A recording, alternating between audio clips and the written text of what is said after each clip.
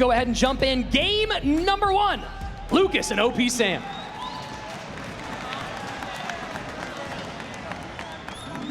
And Sam opening up with Royal Ghost, both directions here. These two did face off in 2 duels this year, splitting it 50-50. Sam taking one, Lucas taking the other. E-Spirit able to allow the Ghost to wake up. Ghost takes out the other Ghost from Lucas's side. So a strong start. Both players pretty much playing the exact same card so far. Yeah, looks like it might be a full mirror match. We'll see if Lucas is also going the log variant or if he's going with the bar barrel. Getting aggressive early is Lucas. Hunter plus Fisherman plus Skellies, all 8 Elixir, going to be able to clean it up. Only 1 shot from the RG on Lucas's end. Let's see how cheaply Lucas can handle both the Hunter and the Fisherman here. And so far, pretty inexpensive. And he eats 1 shot from that Hunter on the left-hand side, lead ever so slightly to the OG. And right there, Prelog trying to catch something, and that's going to be an Evo Ghost, allowing the Ghost to get to the tower, and he's going to try and set up with an RG push, RG in front of the Evo Ghost, and this is a lot coming down the lane. Fish go boom on the side of Lucas, and old school combination, here we go. I mean, that was perfection from RG in. Hunter stays alive, takes out the RG, and now Sam is going to have to defend again. And that's going to be a little bit of damage. I mean, this is close. Both players are building completely different pushes, and yet it's still as close as it is. And the Evo Ghost causing problems on both sides of the board, Josh.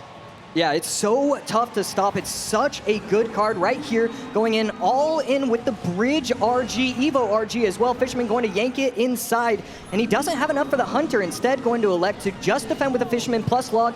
RG only gets 2 shots. And Lucas playing that Fisherman, knowing he wanted to get enough DPS to let the Evo RG knock the Fish Boy off a little bit. And that has worked out for him. 1307 the mark on Sam's top left-hand tower, about a 700 and change lead right now for the Brazilian. Yeah, and it's so interesting. Both of these players have not used their spells. Usually we expect to see the Fireballs get cycled. Even the Lightning's getting cycled because of the Hunter and the Fisherman together. Instead, both players not doing that whatsoever. And this could turn into a lot the opposite direction. Here we go. Evo Ghost has spawned.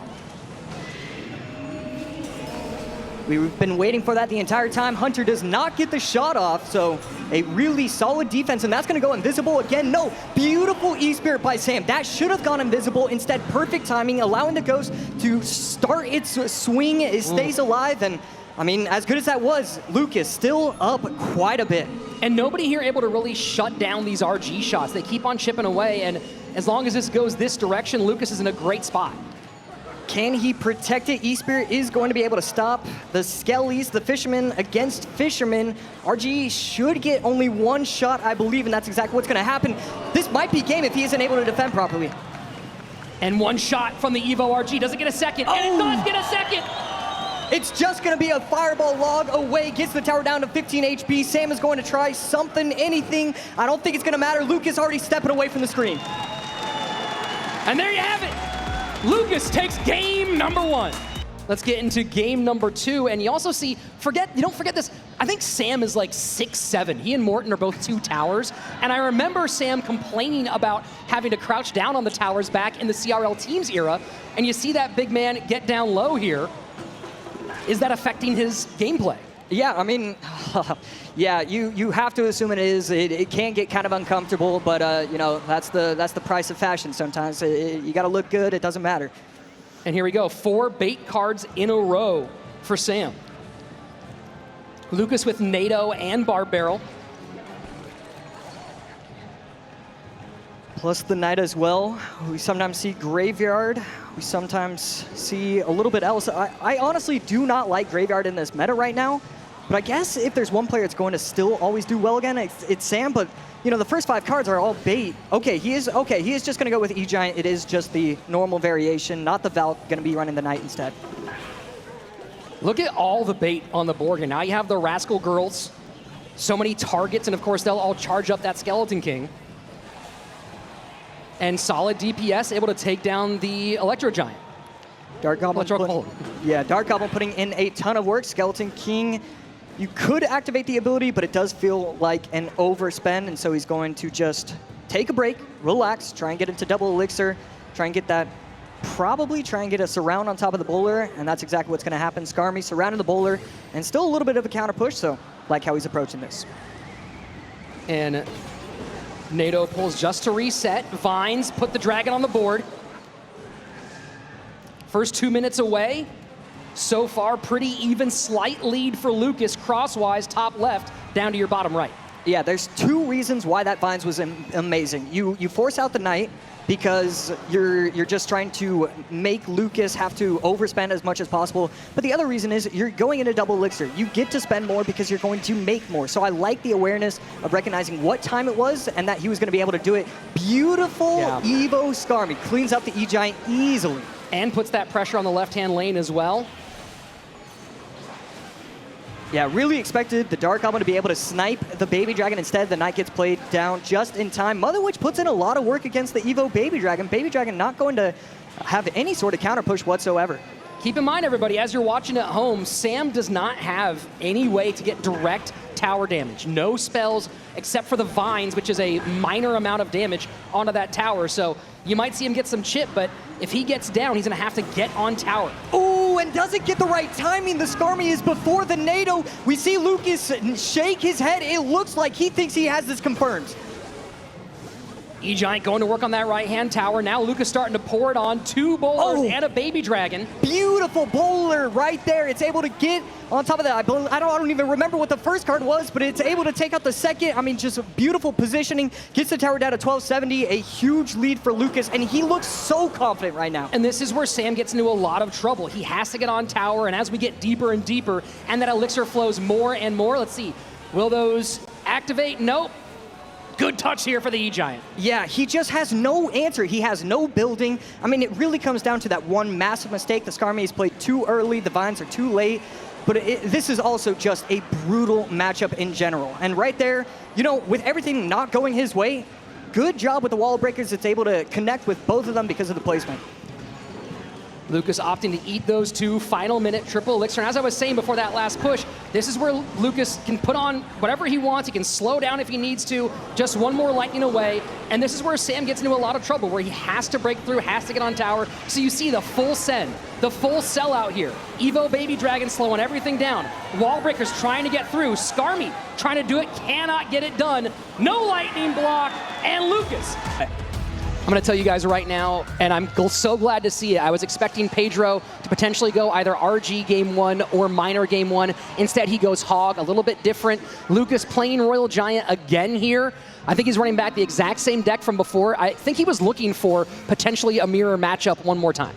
Yeah, definitely could see that. Lucas, I mean, it's clear that RG is his bread and butter, and, you know, he talked about it in his post-game interview. I've played the mirror matchup 1,000 times, and if you've played the mirror, you've played against this deck, you've played against Hog, you've played against all these, and right here, I mean, the question is, does he feel comfortable? We'll have to see as this game goes on.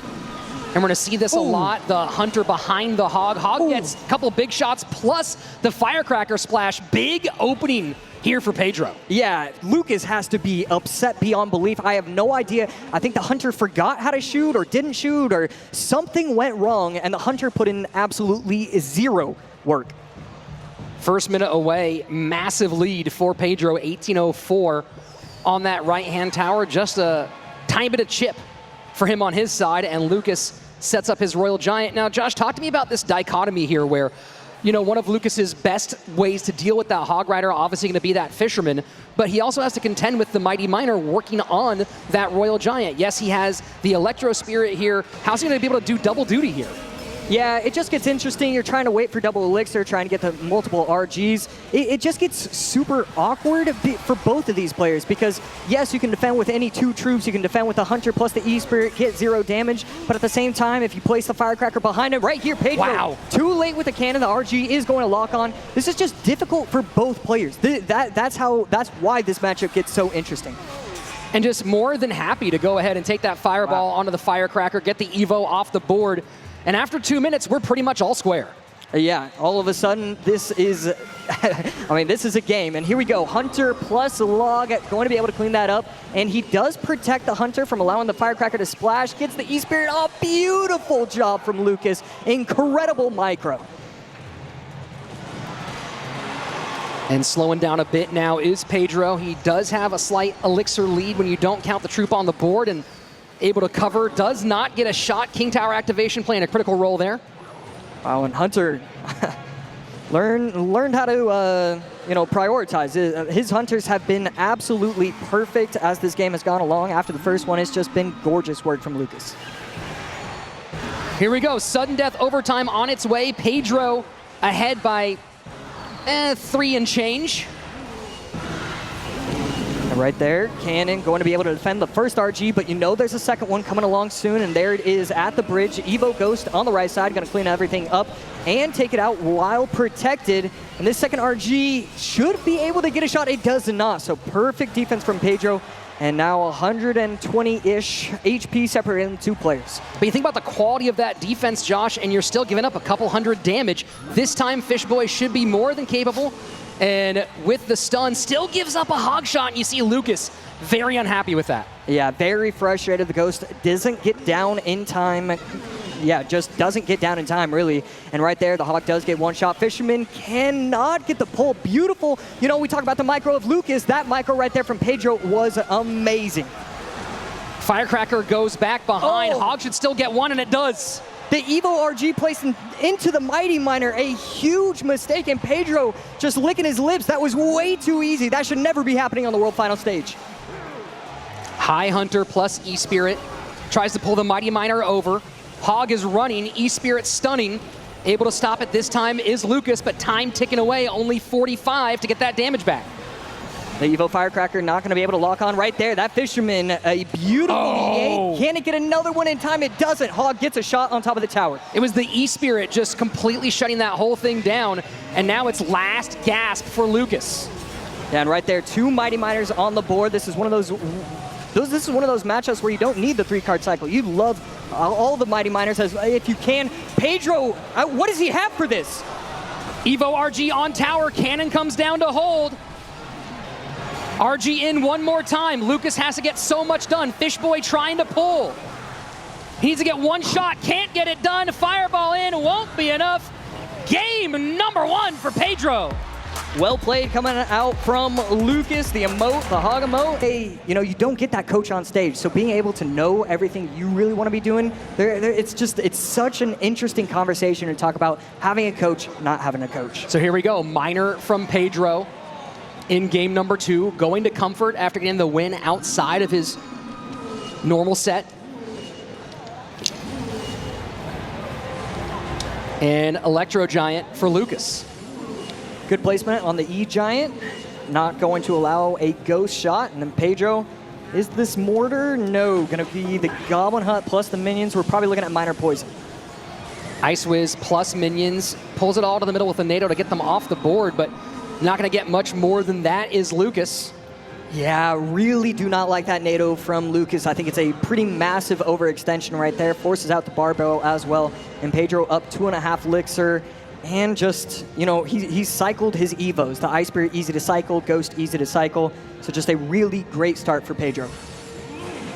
Lucas did play Electro Giant in an in-game duel, not an out-of-game duel, so preset decks got the win over Pedro. Slightly different variation, didn't play the Golden Knight. And I was just waiting. I'm telling you, the worst interaction in the world, the one that makes me throw away the game, I'm not playing this for one more second, is missing a miner when you have Skarmy. That is the worst interaction in the world. But he got it, he got it. He got it, yes. Bar Barrel takes a swing, and the Evo Ice Spirit forces out 4 elixir from Lucas. You don't want to take those little extra tips. Yeah, Lucas kind of okay with cycling the Baby Dragon, trying to get to the double elixir, triple elixir. And then Pedro, this is what happens. We see Minor Poison, and he's going to start to get really aggressive. These minor placements are so interesting to look at from Pedro. Yeah, in that anti-NATO spot to the outside. Lots of damage here. Minions able to really put some work on that right-hand tower. And once again, Pedro opening up the lead early. Yeah, right here, the E-Giant just not putting in the work that needs to be done. The Ice Wizard spread out to the side plus the Goblin Hut. It's just too easy for him to defend every single time. Never giving an opportunity for his opponent to NATO it to the King Tower. I mean, this is just picture-perfect play from Pedro. That was a lot altogether. Yeah, I cannot believe I got it done correctly. E-Giant set up. We are deep into double. What do you think of the chances here of Lucas actually breaking through against, we have the Hut, we have the Ice Whiz, the ability to shut things down with the Ice Spirit as well? I mean, I don't believe in 0% chance, but I do believe in 0.1, and that's what it's really looking like. And this is what we were talking about, right? The deck progression stuff where you go, hey, here what we think we need to cover after game number 1. And so far, Pedro and Jose looking like they have got Lucas's number. Yeah, right here, minute 40 seconds left. We're seeing him poison nothing, so you have to be a little bit worried about the big push coming in from Lucas. If Lucas doesn't get it here, it's over. He needs to get it here, in my opinion. 90 seconds left. Baby Dragon puts a little bit onto the Ice Whiz.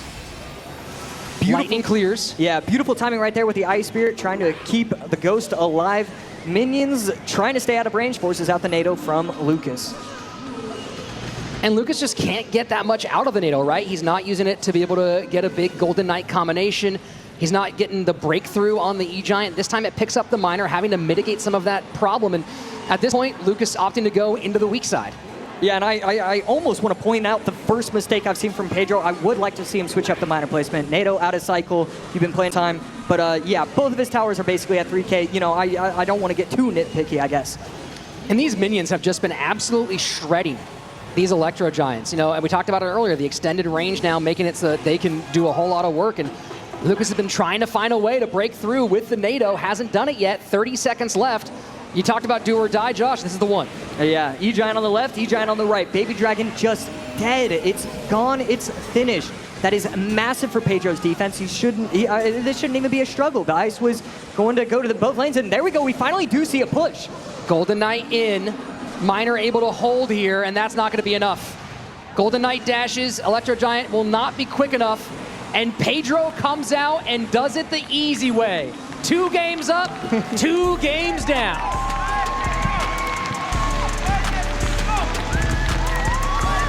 Yeah, brilliant job from... And there's maybe a hint of a smile, That's or was right, that yeah. chewing from Igor? I wasn't quite sure which. Yeah, it must have been accidental. It must have been a chew. So no shockers here. Miner from Igor to open things up. Lucas went to the front, going to go ahead and get the pickup, but take a little bit of chip damage on the left-hand side as the Berserker finishes off the helmeted one. Yeah, and Igor's going to do the same thing that Pedro was doing with these off-center. You know, usually you go right on top of the tower, going just an extra tile off to try and get some of those troops to walk away. And Miner right to the Dark Goblin. And this is, you know, this is big. We're starting to see Igor maybe make some more of his style of plays. We've already seen today one player get over the nerves and make a big comeback and a big stand on stage with Ian. Yeah, oh boy. Yeah, and right there, both of the wall breakers are going to connect. The bar barrel doesn't do enough damage. It's just one of those weird interactions. There's so many small interactions with with the wall breakers where you're like, of course this is going to take it out. There's no way, and then they just still get to tower. Igor's sitting on his elixir a little bit, waiting for his opponent to make the move. And then Lucas choosing to run, you know, that 1.9 elixir bait deck, I don't think that should be legal in my opinion, so I'm glad to see that he's going to be using a more standard variation. Evo Skellies plus Mighty Miner going to be able to lock in and take that out. Ice Spirit on the left side, and these Evo Wall Breakers plus Evo Skellies, there's a little bit of a push, but Lucas is going to defend this beautifully. It does force out a response for the Mighty Miner. Igor switches the side. He's going to get on tower here potentially. Ice Spirit slows things down. Might get a little bit of turn of the drill, but not much damage.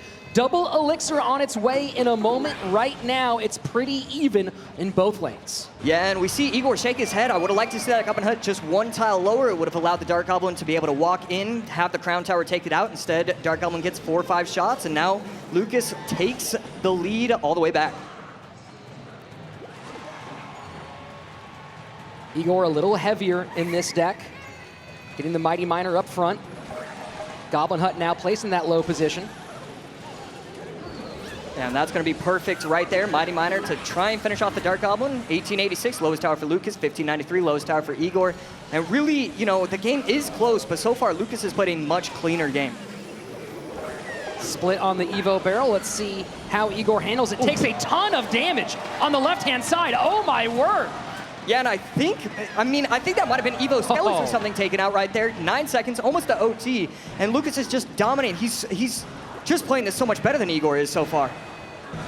Miner working for Igor. One wall breaker trying to make it, does connect. Bar barrel down. And the hut drop behind. Had to be a misclick. That's it. Lucas takes game number 1. Yeah, Lucas dominated the entire time. He was so clever with his...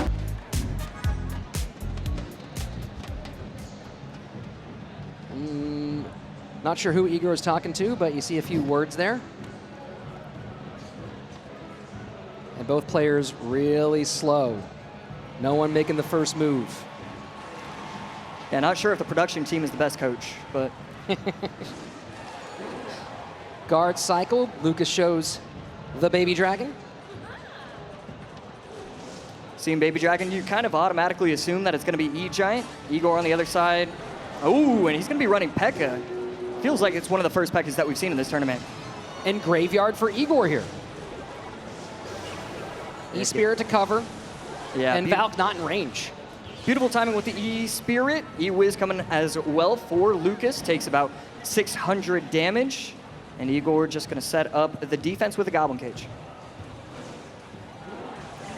And that's a big Inferno Dragon, especially with the Electro Wiz covered. Gonna burn that all the way down, I believe. Ooh. And there you go. Yeah. Big defense for Igor. Gorgeous Ice Spirit right there. I was so worried that it was going to get out of the range of the Inferno Dragon. Instead, just inside, Inferno Dragon cleans up everything. Yeah, and he's taking no damage. That was a perfect start to the game for Igor. First 90 seconds away. So far, so good for the former Team Liquid hero. Wasn't able to play for that squad for the entire year. Couldn't get his way over to the States. I think he might have still been underage to play in the league, but at the time, Liquid coach Eric Benamou signed him anyway, with the plan being we'll need him at Worlds. Ran a 3-man squad, right? With just Canario, Surgical Goblin, and Diego B. And they made it all the way, and then Igor showed up as a rookie and got it done. And right here, Inferno Dragon on top of the P.E.K.K.A. again. Lucas trying to save up the Lightning, and not going to. That's just going to be a really easy defense for Igor. See if he wants to defend this Baby Dragon. Baby Dragon does get the splash, so a little bit of a mistime right there. And that's going to get the left tower down to 2569. Full reset for Igor, setting up with the Goblin Cage. Guards, yeah, pressure on the left-hand side here. Force out the Ghost early. Yeah, I really like what Lucas is doing. He's allowing Igor to he's just forcing Igor to cycle. He had to go guards at the bridge. You obviously want those guards for those P.E.K.K.As. And this is a big Lightning. Trying to get the Ram Rider break through, but an absolute traffic jam at the bridge. And the snowball unnecessary. Some wasted elixir on Igor's part. This is going to give a big advantage to Lucas as we move into the sudden death period. Yeah, those are just some of those small mistakes that we've seen. Inferno Dragon up high, E-Wiz in cycle, so going to be able to defend that very easily. Igor just looks like he was trying to cycle. It wasn't anything too cute. And right here, let's see if the Evil Valk can go to work. Pulling everything together. E-Wiz gets a couple of big hits on the right-hand side. 90 seconds left. And still, we are razor thin. Yeah, at this point, it's just so difficult for Igor to set up an offensive attack. It just feels like it's defense, defense, defense ever since that opening push. But here we go. Maybe going to go on the right-hand side. Valk pressuring. No, goes Graveyard left-hand lane. And this is where you can start getting dangerous, right? Triple elixir. You can put some Graveyards out, take some risks. Yeah, I'd like to see some sort of push build. I'm not exactly sure why he went on the right side and then went with the Graveyard in the left. Inferno Dragon, plus the Valk, plus the Snowball. Should be able to defend that pretty nicely, but does need to go with guards, and he will. The right tower now lowered down to 1706. Igor can switch lanes here, but Lucas in a good spot. Not a big lead, though. 1706 to 1815, 40 seconds left. And it's interesting to see how all these P.E.K.K.A. decks, it's no longer the Evo P.E.K.K.A. You're trying to get those support troops to be your Evos. 1815, 1706, 30 seconds left to determine if this is going to a game 3. Ram Rider playing defense against the Graveyard. Not a lot getting through here. Ram Rider trying to make it. The Evo Valk goes down. Cage into hold. Snowball trying to stop the Ram Rider. Ram Rider will connect. And now another one on the right-hand side. That's an absolutely huge push. 10 seconds left. That Ram Rider should connect here. Cage to stop. Igor needs to get on tower. Lightning puts the damage in. That's gonna be it! Lucas gets it done in 2! Discipline within yourself instead. Well, let's see if Lucas can do that, knowing that this is a home crowd for Ian. Here we go, elimination match between Ian and Lucas. Who's gonna take it? Game number 1. Log from Ian and an E-Spirit, maybe Hog Rider. Looking like he's going back to his bread and butter. Like it, love to see it. Both these guys, we're gonna see Lucas playing Miner, Ian playing Hog. This is the type of matchup you wanna see, and Ian already with the emotes, but as you guys said before, those emotes don't really mean anything other than Ian's just doing what he does. Right. Ice Spirit here will stop the Hog Rider. Will the Firecracker? No, it doesn't. Oh, wow. Okay, wow. The Hog just gets a connection, but the Firecracker does activate King. So Lucas is in a decent position going forward from here. Perfect time to E-Spirit there to clean up the Royal Ghost, make sure it doesn't go invisible once again, but it is Lucas with the... Oh, excuse me, looks like these graphics are a bit swapped. Ian's on the bottom of the screen, Lucas at the top. Hog inbound. Mine are doing a great job of defending. And Hog trying to go on through, stopped by the cannon. Lucas taking pause here. You imagine they've played this matchup against each other numerous times, maybe on ladder over the years, different versions of Miner Control. Oof. And bomb does not go off in time. You see Ian with a little bit of a smile there, wishing he could have got that damage. Second Ghost of the game. Evo Ghost will be in cycle soon. A very common idea is to use that Evo Ghost on defense from the Hog to prevent Earthquake value and to get a counter push. We'll see if Lucas is going to be able to make that happen. Sneaks the Hog right in front, pre-Earthquake for the cannon. Hog Rider going to go through and get another shot in. So much spent. Bar Barrel, cannon, minions, doesn't matter. Ian breaks through once again. I've played against Ian on ladder quite a few times, and this is always what it feels like. It seems like for some reason, his Hog Rider always just gets that final hit in. It's the perfect timing, the early pre-Earthquake, knowing exactly how your opponent's going to respond, how much damage the units do, or that units that are in his hand, watching the cycle. And there we go. This is what you were talking about before, Juicy. The anti-Earthquake placement pushes it over with the Skellies. Firecracker not getting on top of tower there. 1941, Royal Ghost comes in, and Firecracker almost gets a shot off. Okay, here we go. This is Lucas's chance to really strike back. Evo Goes baiting out a lot of elixir on the left side. Miner trying to get some chip. And this is a really solid comeback from Lucas. It's just very even all of a sudden, even Lucas taking lead. Yeah, I mean, I think Ian's recognizing that Lucas is going to be able to defend as more elixir gets at his disposal. It's going to be so difficult to catch those miners over and over again, especially with that mighty miner. Sometimes you want to use it to protect the Hogs. Sometimes you need it defensively, as you can see right here, using it to protect that Firecracker. Yep. So now the miner going to be just a little bit harder to pick up. And another Firecracker on the board, followed by another Hog. The Firecracker does not get hit by the Evo Cannon, but the Hog Raider push is successful in preventing too much damage. And there you go, miner poison right off the gate. Doesn't have the ability to drop Skellies. Is Ian here? Lucas is taking the damage lead a little bit farther, and Ian knows this is a tough spot to be in. Lucas getting a great deck pick here. Again, coachless. Firecracker trying to get on tower. I think no, it doesn't. It doesn't get a single amount of chip. It does a little bit now, though.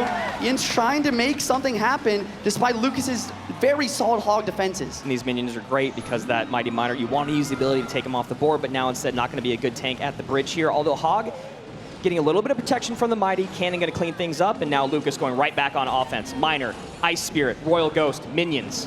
Slight misstep on the Evo Cannon, forcing the Firecracker to come out for the minions. The poison does go down in case of skeletons, but Ian saves all of his elixir to try to make one final push here in triple time. Yeah, Ian has to have a miracle happen here. Royal Ghost out on top of the cannon, minions, everything. And overspend doesn't matter when you have the lead, plus Miner, Poison, Juicy. Is there any way to turn this around other than a miracle or a misplay? I think that it's possible. He needs to keep up the pressure, and he needs to have very cheap, effective defenses versus these Miner. 991, 883, Miner goes in. Firecracker to catch the minions at the bridge. Mighty Miner at the bridge on the opposite side, most likely going to put a Hog behind. There it is. Early Earthquake, cannon, out of range. Great placement there from Lucas. Ian back in the lead, though. Yeah, Ian back in the lead, continue to apply the pressure. Now a pre-poison plus Miner coming in hot, and Ian knows he can't defend. He decides to attack instead. Hog does get pulled. Minions are there. Oh my gosh. Hog almost gets a hit. Oh my gosh, it's so close. Another Hog inbound. Need a way to stop this Hog. You need a way. There's the cannon. The Evo cannon stalls enough. One more minor inbound, and the poison is enough. Lucas X Gamer takes game number 1. And what a beautiful showing there. Man. Okay, Ian just going straight for the aggression. I like that. And we talked about yesterday, Goblin Hut, not really what you want to see defense-wise.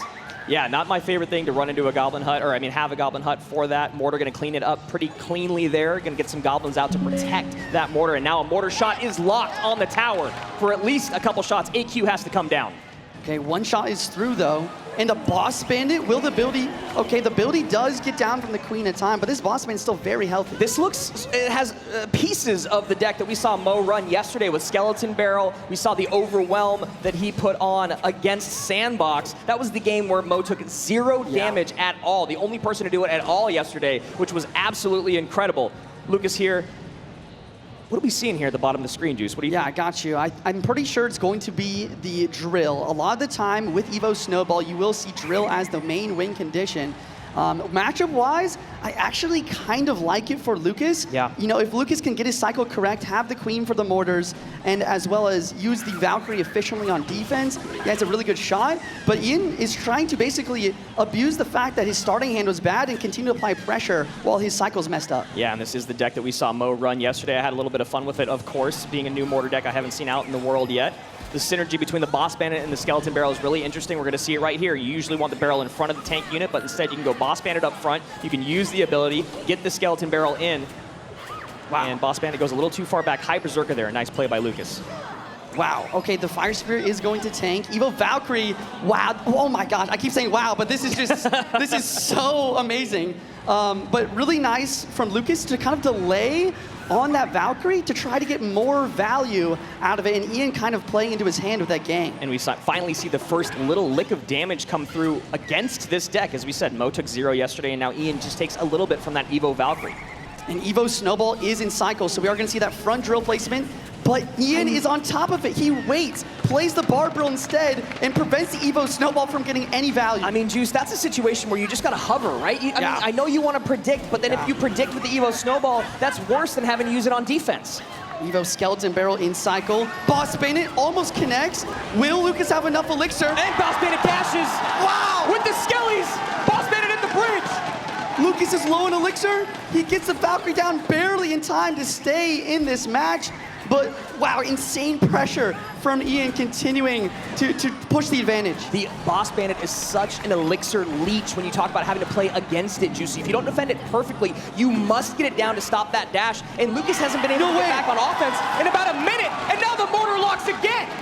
The Mortar is connecting, and the Boss Bandit is protecting. It's dashing every which way, and the Mortar continues to send volleys at this tower. Boss Bandit connects. We're getting our first game free of the number 3 in elimination game. One of these guys will go home, and one will move on. Ice Spirit the bridge from Ian. He has not been waiting for his opponent in any of these games. Immediate Hog, immediate Mortar, immediate Ice Spirit the bridge. He wants to get in the gameplay. He wants to start figuring out what his opponent's using so he can begin to outplay. Guards plus Ice Wiz. Could mean Mortar. Yeah. Yeah, Guards, Ice Wiz, E-Spirit. Mortar's an option. With the E-Spirit, it can't be Graveyard. I was just going to say, with the E-Spirit coming out. Interesting. Yeah, roll a Giant then. And Royal Giant going up against Control. We saw a similar situation. Look at Ian looking out at the crowd, talking to the crowd, literally in the middle of the match, talking to the crowd. This was a similar matchup to what we saw yesterday when we saw, it was I know the end of the day. Yeah, I think it was Monk Sam. RG versus It was Tesla. Sam. I think it was Sandbox, yeah. And the question is, you know, does Lucas have the lightning? I think the lightning is definitely what you want in this sort of matchup so you can help break through those Teslas. And the fireball is just really not going to do the job. So Ian going complete control here. Lucas going back to relative comfort, being one of the better RG players out there in the world. We'll see if he can figure out the equation to break through. Yesterday, Sam could not figure it out. Sandy played perfect D. Delivery dropping down. Evil Ice Spirit just freezes everything. And that's why we saw Ian drop the Ice Spirit the bridge first play. Yep. Getting that Evil Ice Spirit cycle to time it perfectly for when the RG Evo will be there. He's able to really control the defense. You don't know what to play, cycle your cheapest Evo. I learned that from watching Juicy J. Shout out to Andrew, dude. Always making me smile on stage. and E-Spirit here are going to continue to apply pressure. And I guess the biggest thing to I really think about here is if I'm Lucas, if I'm the RG player, how am I going to break through? We really saw, Sandbox really lock it down in yesterday's game, and I think Lucas knows best. RG the best. I was just going to say, I think what you got to try to do is start getting those double RGs out. Ian's going to take that rocket damage, no problem here in single. 25-78, lowest tower on the board. Lucas getting a little bit more in with that Monk reflection, bringing that tower down to 27-41, and a miner goes to the back. Yep. Monk gonna drop. He wants to prevent any more rockets on tower, using that ability to his advantage. RG does get one hit from Lucas, starting to even up this match. And a high Tesla here to maybe help support the Monk. And one of the things about losing that 3-card cycle is these RG decks, it's so much harder to get 2 RGs out on the board. And Evo RG coming in. Ian spending everything he can, but that RG does retarget. Wow. Oh, wait, the Monk is being paid for. The Monk gets the power on tower. That is game-changing damage. Even with the Fireball to prevent breakthrough, he needed that to happen. And a huge slap, I guess, from the Monk. A chop. 2065, 2186. Icewiz does pick up the Miner. Insane. Snowball's going to try to push everything away, and the Miner does start to connect. 2034, 1985 to 2065, neck and neck. Lucas cycles his non-Evo RG to the left-hand side as another miner comes in. Guards close enough to turn around. 2 Monks on the board now, trying to break through. Icewiz plus Log trying to get rid of the guards as well. This Evo Tesla continues to be a defensive menace. And that delivery, I believe, hits the Icewiz and the RG. RG on the left gets a shot. Now RG on the right coming in. Evo RG, Tesla comes in just in time. My goodness, we are heading into triple extra overtime in 5. The guards! Oh! Knight barely gets down for the guards. 3 Knights on the board for a split second. The Knight gets a little bit of chip here, and Lucas starting a Monk in the back, once again trying to prevent rocket value. 1784, 2065. Lucas needs to make something happen in the next 50 seconds, but having a tough time doing it. Ian doesn't even need a rocket cycle. Guard's a little bit late. That could be game-changing damage to the Miner connecting. Lucas needs the double RG to break through. And wow, and he tries to predict the Monk with the rocket, but he doesn't get it. I don't know. This is Lucas's time. Yeah, maybe going for a little bit too much, but probably recognizing he can get back to that second Tesla, no problem. There it is. Now we need another RG, but Lucas can't find a way to break through. Wow, another Monk at the bridge. 20 seconds on the clock. We'll see another RG soon. He's got to play defense on the left, Juicy. He can't just let it go. E-Spirit has to come down, and the guards. He can't support the RG. The rocket does too much damage, and there it goes. Can he get the prediction? Can he get it? Oh!